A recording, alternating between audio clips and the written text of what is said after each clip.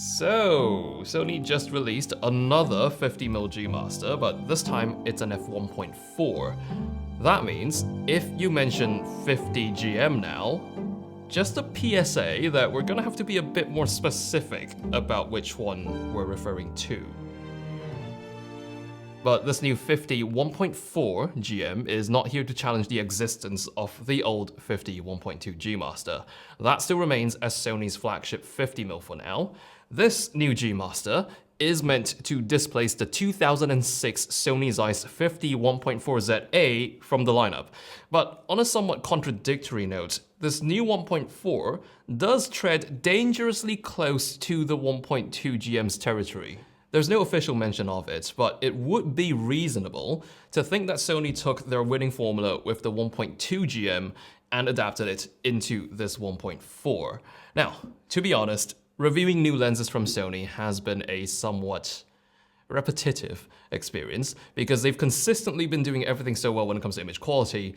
They leave very little in terms of things you get to pick at. So bear with me in this segment while I tell you how excellent the image quality of this is and how it's exactly the way one would expect a G Master lens to be.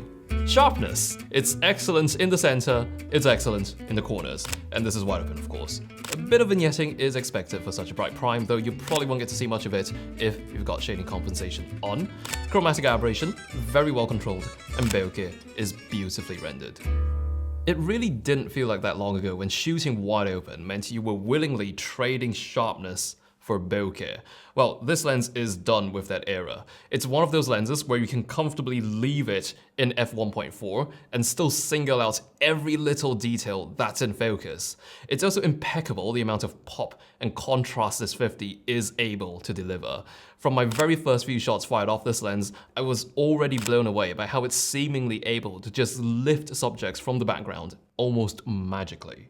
Minimum focus is at 0.41 meters, practically the same close-up performance as you get with the 51.2 GM, which is very close actually for a 50mm. For an idea of how convenient this is, it's close enough for you to hold something in your hand and take a photo of it using your other hand without even having to stretch. And although this isn't one of those lenses where focus breathing looks practically non-existent, it's controlled to a well enough extent where you can comfortably do focus racks when shooting video without having to worry about a breathing frame or wish you had an A7 Mark IV. Because the 7 Mark IV has a focus breathing compensation for video. Actually, a few other Sony cameras have it too, but if you can actually name them, then you must be quite some Sony camera nerd. FX6, FX30, and don't forget the FR7 as well. The autofocus performance on this is very good, but not crazy good like the 1.2 GM. That does get twice the number of XD linear motors. This 1.4 only has 2 XD linears. But if shooting fast-moving subjects with a very bright 50mm prime is something you do, then you will feel more confident with the autofocus of the 1.2. But otherwise, even for most professional applications, the 1.4 is a mighty adequate workhorse with the added benefit of being smaller and lighter.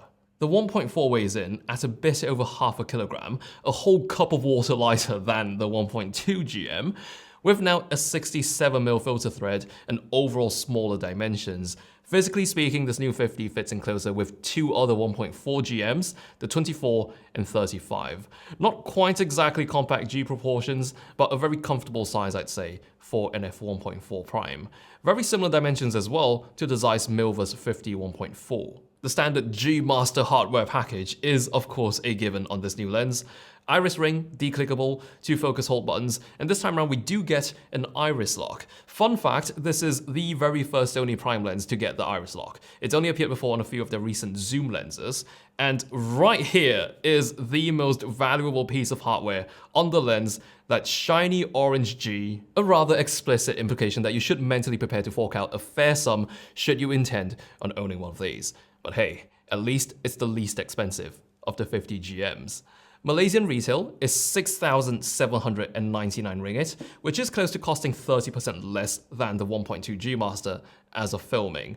Still, I do think this 1.4 is priced quite attractively for a lens whose resolving power is just shy of, but still extremely comparable to the flagship 50. The 1.2 does have more powerful AF and has even slightly nicer bokeh, but I think Sony's created an unprecedented situation here, where you've got two options of the same focal length to choose from within the G Master lineup. Now, did Sony have to release this lens? In my opinion, probably not. If users wanted an outstanding 50mm, then there already existed the 51.2 GM to service that requirement. Yes, it came at a very premium price, but it's not like it sold badly at all. And now enter the 50 1.4 GM. Still outstanding in every regard, but at an even more attainable price, plus the bonus of being more compact. I would say that this release is simply Sony being kind.